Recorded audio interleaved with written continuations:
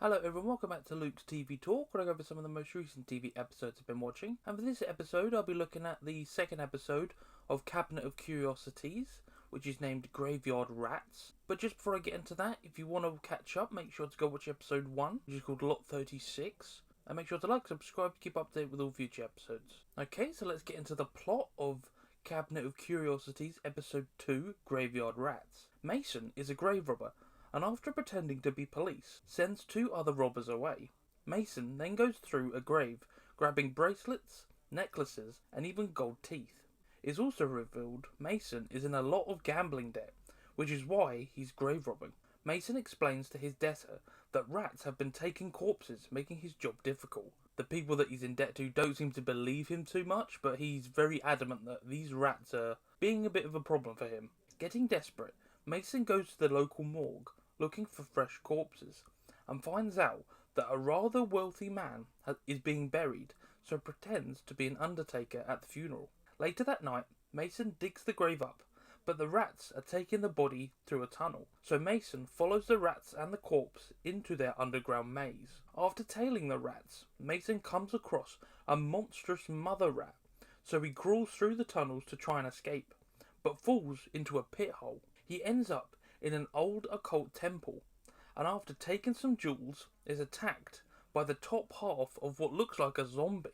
Mason crawls away again, but is then cornered by the zombie and the monster rat, but with some ingenuity makes the ceiling collapse, squashing the rat and trapping the zombie. Mason climbs, seeing a light, but when he gets closer, it's revealed it's only the inside of another casket, and he's actually trapped underground now. He is then swarmed by rats, and later some grave robbers open the casket, finding Mason inside, but to their horror, tens of rats start climbing out of his mouth, which is a truly gruesome scene because his mouth just starts to, slowly open and rats just start falling out almost. It's disgusting, but it's a really gruesome scene.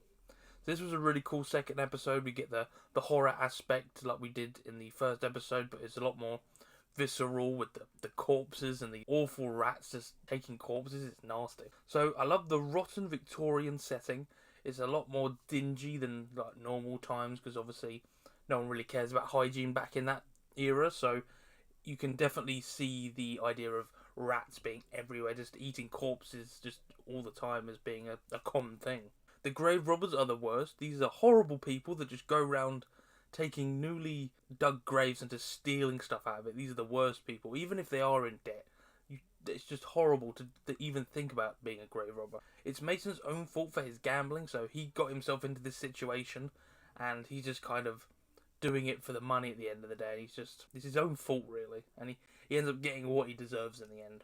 The reveal of the rats taking corpses was extremely bizarre, especially when Mason opens the casket and just sees the feet being dragged out at the end. It's a really weird thought to think about just rats dragging bodies out of caskets. It's just an odd thing. It's just bizarre and scary. And then the reveal of the mutant monster rat was absolutely horrifying, and I loved the design. It's like a huge rat, almost the size of Mason, and it was like all bobbly, the skin, it was disgusting.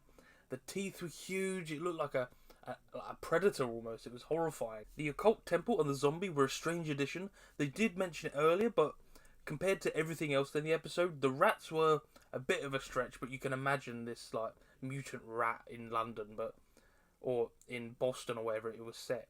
But this kind of zombie and occult temple was an odd addition. Mason may be desperate, but he is creative. So he was in the position of between the rat and the zombie, and earlier in the episode he'd come across a root that made the whole collapse. So he did the exact same thing again, and it saved him this time. The moment he realised he's stuck was horrifying, because just the thought of being like 6 feet under in a coffin, and there's rats all in these tunnels, and you're basically just trapped now, and then the rats just swarm him. It's a horrifying thought to even think about. And then the final shot of the rats climbing out of Mason's mouth was disgusting, and I wouldn't wish that on my worst enemy. That was the horridest thing I've ever seen. And then the one kind of odd thing, I guess you could kind of call it a critique, but I mentioned it earlier. Maybe if they connected the mutant rat to the occult to give the temple and the zombie more relevance, because Mason kind of just pops in there after falling into the pit, and it's just kind of just there. It's not really explained or anything. It's just kind of in the pit at the bottom, and it's not really like, oh yeah, the rat is caused by this mutant alien or something, but it was just kind of there. So it would have been cool if we got maybe a bit more of an explanation why it was in the pit.